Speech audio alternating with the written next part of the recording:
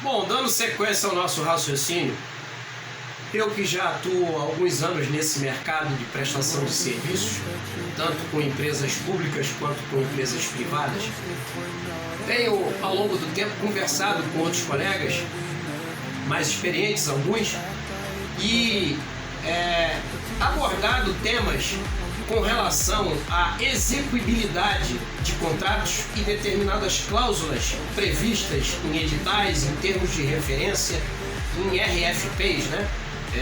Que é quando a gente tem um vínculo com empresa privada. Mas é algo muito parecido quando a gente quer estabelecer um acordo de nível de serviço para determinada tarefa, e muitas vezes aquele tempo estabelecido como SLA para determinada tarefa, para determinado reparo, cumprimento de atividade, ele se torna muitas vezes inexequível à luz de uma norma, de uma boa prática de engenharia ou mesmo da especificação e das orientações que estabelece o fabricante desse equipamento.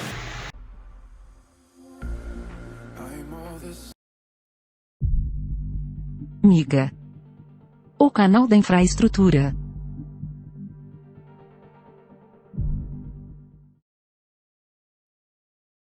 Diga-se de passagem, a maior autoridade para falar a respeito de alguma intervenção em uma máquina é o seu fabricante. Abaixo dele estão as normas e, na sequência, as boas práticas de engenharia.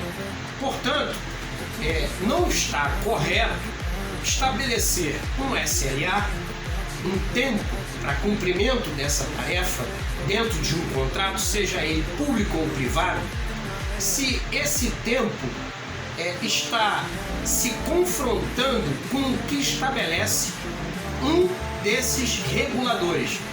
O fabricante, através de seus manuais de manutenção e alteração, as normas técnicas, está aí a Associação Brasileira de Normas Técnicas, que tem uma gama enorme de normas que devemos seguir, e, em terceira instância, as boas práticas de engenharia que a gente encontra na literatura técnica reconhecida pelas academias. Então, se eu tenho, e eu gostaria de citar esse exemplo para vocês aí, que é muito comum no segmento que eu trabalho hoje. Eu tenho um compressor de um ar-condicionado para fazer a substituição.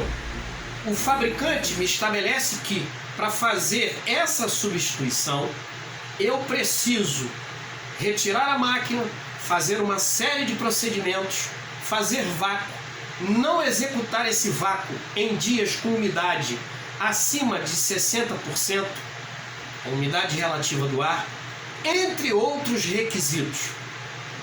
Então nós temos aí casos onde as condições climáticas, a condição do equipamento estarão impedindo que a norma e o que estabelece o fabricante, que mais uma vez, repito, é a autoridade máxima para estabelecer as condições corretas de engenharia para uma intervenção de manutenção, muitas vezes o edital, o SLA desse termo de referência, se confronta com aquilo que diz o fabricante. Eu conversando com um amigo, Dr. Vinícius Rola, muito experiente na área de gestão de contratos e um advogado brilhante, conversamos sobre isso certa vez e ele me fez um alerta muito interessante com relação àquele momento onde o edital foi lançado e estão acontecendo as perguntas técnicas. Muitas vezes, no desejo das empresas conseguirem participar da licitação e conquistar esse contrato, na correria do dia a dia, detalhes como esse são deixados de lado. E eu digo isso porque eu acredito que isso seja uma boa parte do mercado. Eu tenho visto isso em boa parte do mercado. Nesse momento, é o momento de, tecnicamente, as empresas fazerem seus questionamentos para que haja uma equalização entre os participantes e aquele que está lançando o edital e que vai licitar determinado serviço. Passando essa oportunidade, depois de um contrato assinado, tudo se torna mais difícil.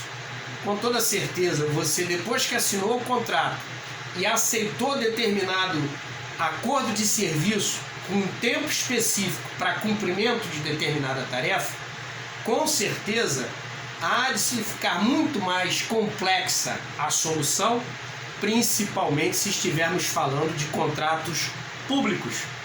Lembrando que essas atividades, elas são fiscalizadas pelos tribunais de conta, sejam eles do município, que são particulares aí, no caso do município do Rio de Janeiro, sejam os tribunais de conta dos estados, ou mesmo o Tribunal de Contas da União.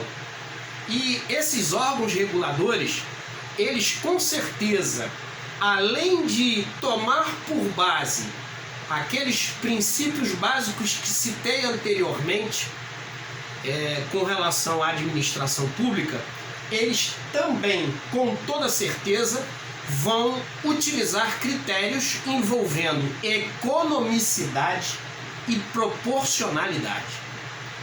E, com certeza, o serviço público ou as empresas privadas, elas querem um serviço dentro da mais alta qualidade e obediência às normas e princípios da engenharia. Então, esses pontos, eles se tornaram hoje grande ofensor para a continuidade de contratos. Eles acabam por causar, muitas vezes, desentendimentos, prejuízo de uma parte ou do prestador de serviço sendo glosado, tendo as suas faturas descontadas em função de descumprimento de SLA.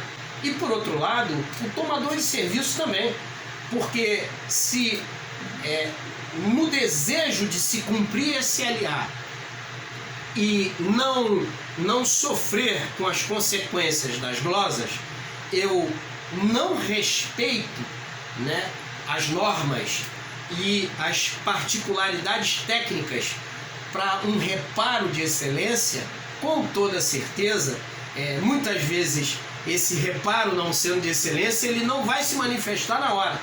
E quem é que está tomando prejuízo? O tomador de serviço, que muitas vezes não tem de seu lado na fiscalização uma quantidade de profissionais suficientes para fazer a fiscalização ou mesmo a qualificação desses fiscais para entrar a miúde, para entrar nesse nível de detalhamento. Esse assunto com certeza é extenso, muitas vezes polêmico. Eu gostaria muito que vocês comentassem, que vocês curtissem, compartilhassem esse vídeo com colegas da área de gestão, com colegas que trabalham, seja como prestadores de serviço ou como tomadores, para que a gente possa trocar essas informações, amadurecer esse tema, porque eu acredito que nós temos muito para crescer ainda com relação à gestão de contratos na nova realidade brasileira.